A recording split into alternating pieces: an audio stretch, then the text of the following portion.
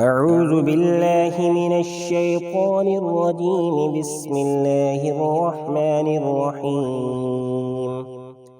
الحمد لله الذي أنزل على عبده الكتاب ولم يجعل له عوجا قيما لينذر بأسا شديدا من لدنه ويبشر المؤمنين الذين يعملون الصالحات أن لهم أجرا حسنا ماكثين فيه أبدا وينذر الذين قالوا اتخذ الله ولدا ما لهم به من علم ولا لآبائهم كبرت كلمة تخرج من أفواههم إن يقولون إلا كذبا فلعلك باخع نفسك على آثارهم إن لم يؤمنوا بهذا الحديث أسفا إنا جعلنا ما على الأرض زينة لها لنبلوهم أيهم أحسن عملا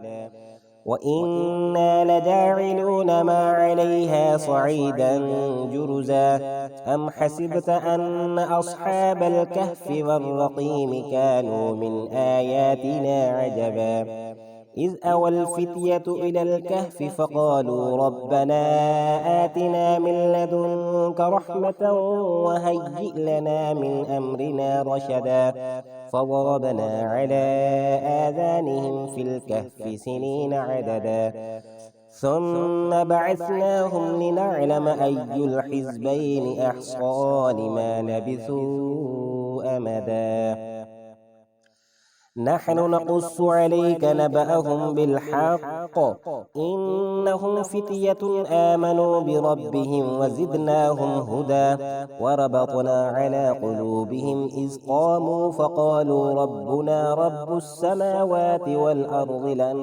ندعو من دونه إلها لقد قلنا إذا شططا هؤلاء قوم اتخذوا من دونه آلهة لولا يأتون عليهم بسلطان بين فمن أظلم ممن افترى على الله كذبا وإذ اعتزلتموهم وما يعبدون إلا الله فأووا إلى الكهف ينشر لكم ربكم من رحمته ويهيئ لكم من أمركم مرفقا وترى الشمس إذا طلعت تزاور عن كهفهم ذات اليمين وإذا غربت تقرضهم ذات الشمال وهم في فجوة منه ذلك من آيات الله من يهد الله فهو المهتد ومن يضلل فلن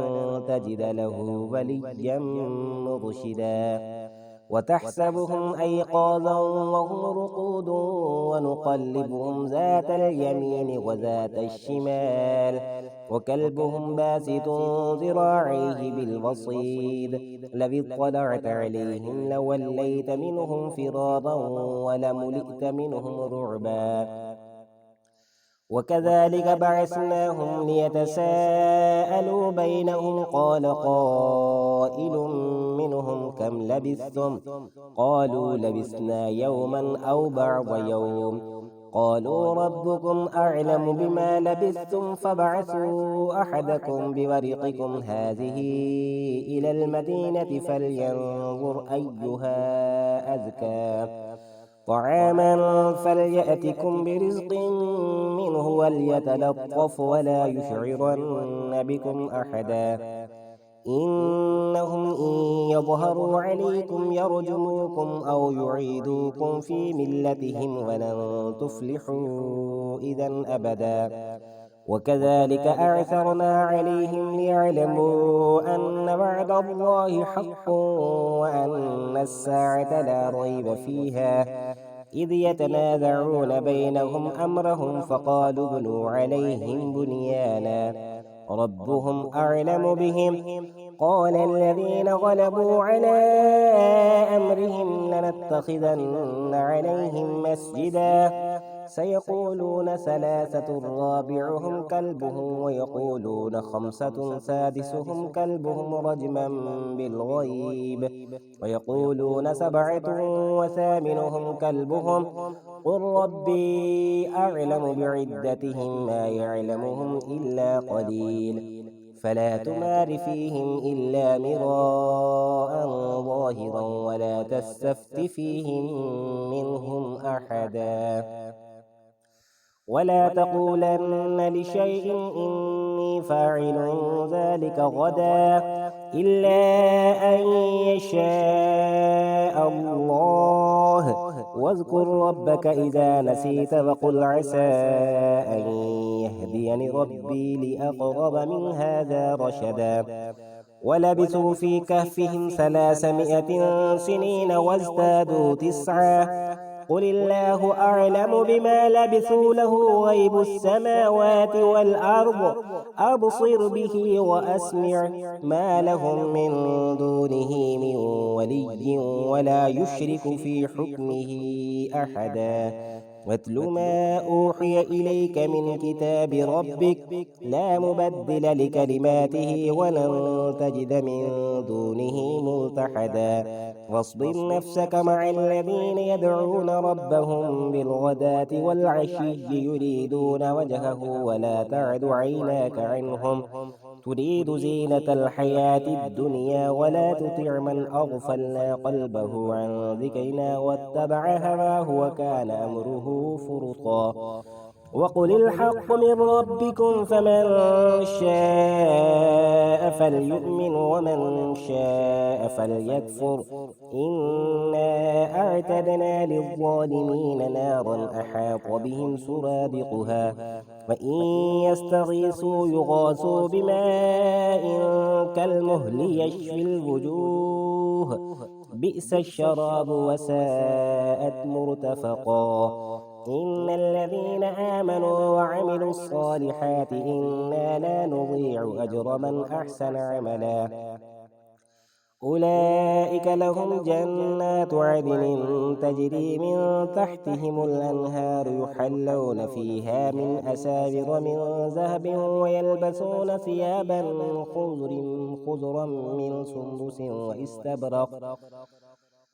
ويلبسون ثيابا خضرا من سندس واستبرق متكئين فيها على الأرائك نعم الثواب وحسنت مرتفقا وضرب لهم مثل الرجلين جعلنا لأحدهما جنتين من أعناب وحففناهما بنخل وجعلنا بينهما زرعا كلتا الجنتين آتت أكلها ولم تظلم منه شيئا وفجرنا خلالهما نهرا وكان له ثمر فقال لصاحبه وهو يحاوره أنا أكثر منك مالا وأعز نفرا ودخل جنته وهو ظالم لنفسه قال ما أظن أن تبيد هذه أبدا وما أظن الساعة قائمة ولئن رددت إلى ربي لأجدن خيرا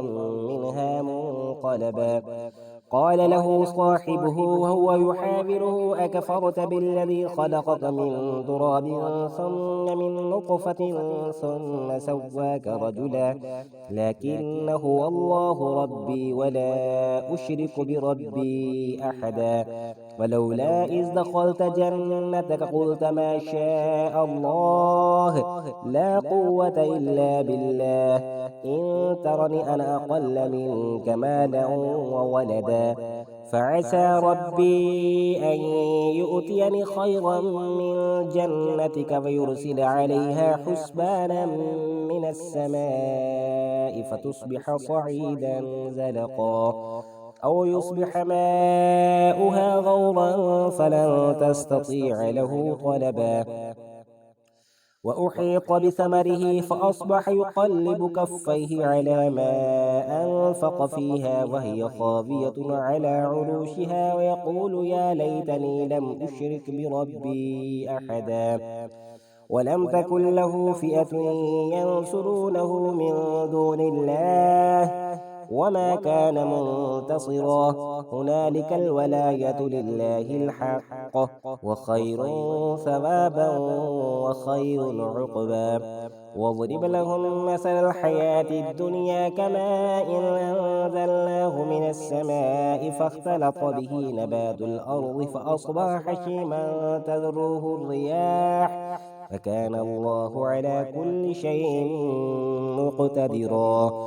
المال والبنون زينة الحياة الدنيا، والباقيات الصالحات خير عند ربك ثوابا وخير أملا.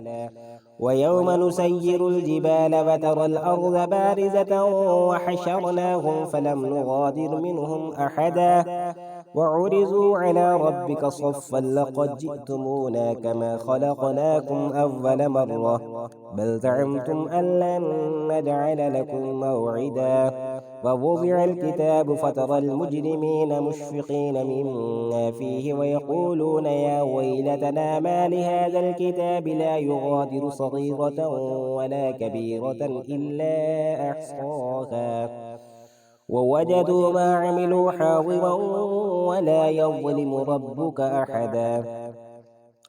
وإذ قلنا للملائكة اسجدوا لآدم فسجدوا إلا إبليس كان من الجن ففسق عن أمر ربه، أفتتخذونه وذريته أولياء من دوني وهم لكم عدو، بئس للظالمين بدلا. ما أشهدتهم خلق السماوات والأرض ولا خلق أنفسهم وما كنت متخذ المضلين عضدا. ويوم يقول نادوا شركائي الذين زعمتم فدعوهم فلم يستجيبوا لهم وجعلنا بينهم موبقا. ورأى المجرمون النار فظنوا أنهم مواقعوها ولم يجدوا عنها مصرفا. ولقد صرفنا في هذا القرآن للناس من كل مثل، وكان الإنسان أكثر شيء جدلا. وما منع الناس أن يؤمنوا إذ جاءهم الهدى ويستغفروا ربهم إلا أن تأتيهم سنة الأولين أو يأتيهم العذاب قبلا.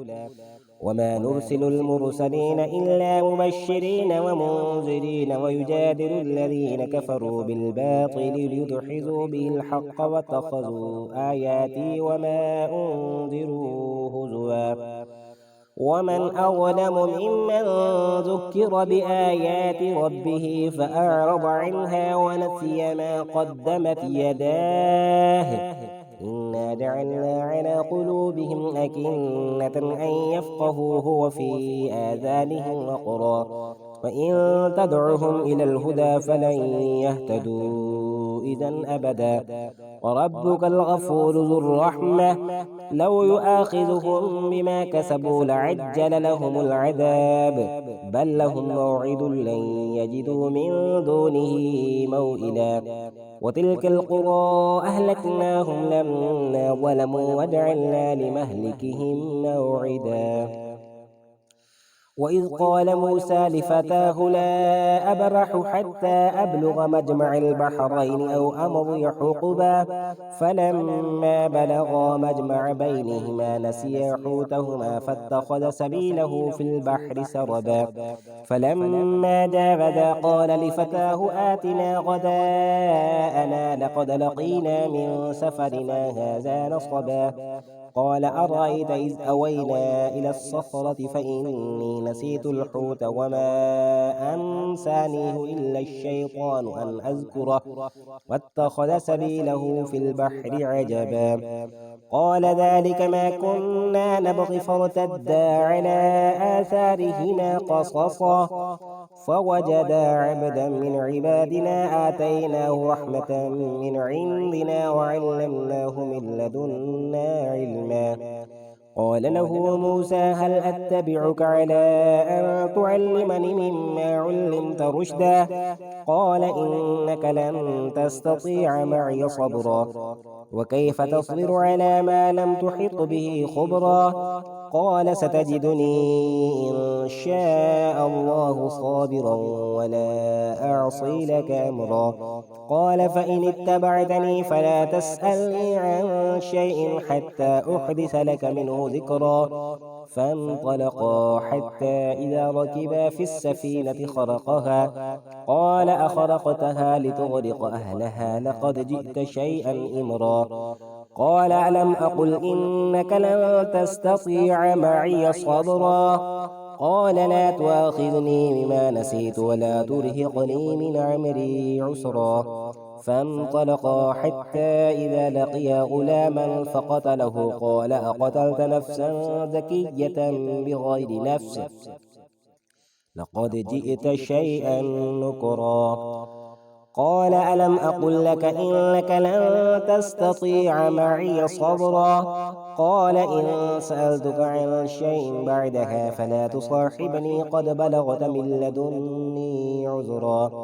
فانطلقا حتى إذا أتيا أهل قرية استطعما أهلها فأبوا أن يزيفوهما فوجدا فيها جدارا يريد أن ينقض فأقامه. قال لو شئت لاتخذت عليه أجرا. قال هذا فراق بيني وبينك سأنبئك بتأويل ما لم تستطع عليه صبرا. أما السفينة فكانت لمساكين يعملون في البحر فأردت أن أعيبها وكان وراءهم ملك يأخذ كل سفينة غصبا. وأما الغلام فكان أبواه مؤمنين فخشينا أن يرهقهما طغيانا وكفرا فأردنا أن يبدلهما ربهما خيرا منه زكاة وأقرب رحما. وأما الجدار فكان لغلامين يتيمين في المدينة وكان تحته كنز لهما وكان أبوهما صالحا فأراد ربك أن يبلغا أشدهما ويستخرجا كنزهما رحمة من ربك وما فعلته عن أمري ذلك تأويل ما لم تستطع عليه صبرا.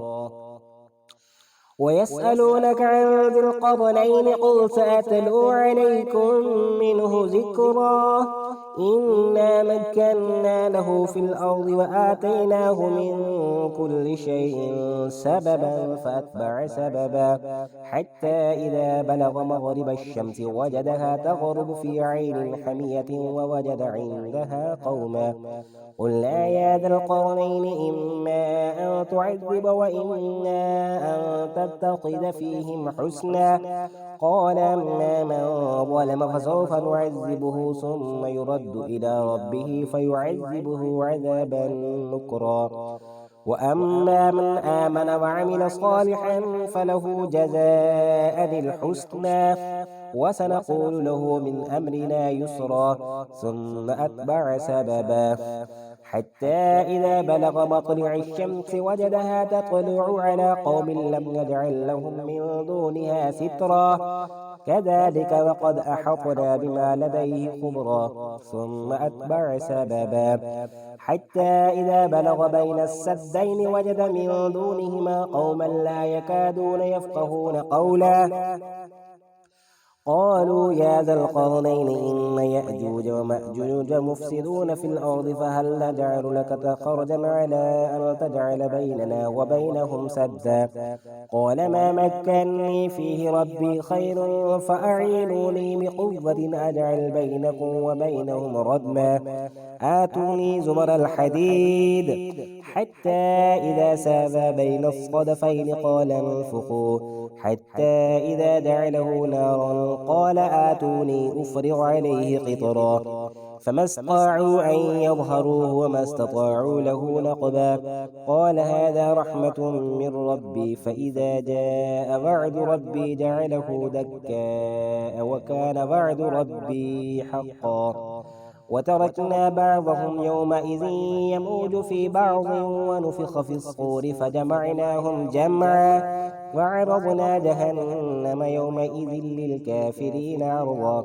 الذين كانت أعينهم في غطاء عن ذكري وكانوا لا يستطيعون سمعا.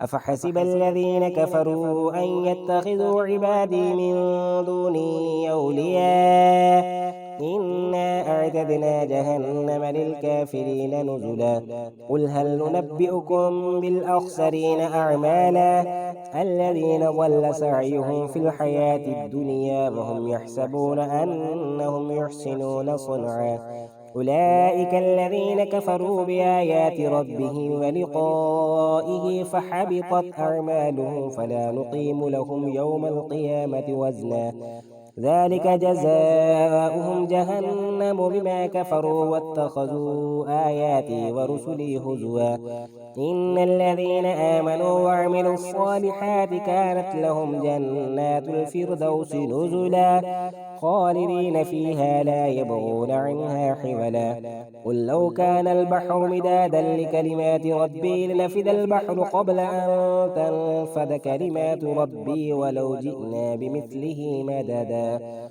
قل إنما أنا بشر مثلكم يوحى إلي أنما إلهكم إله واحد فمن كان يرجو لقاء ربه فليعمل عملا صالحا ولا يشرك بعبادة ربه أحدا صدق الله العظيم.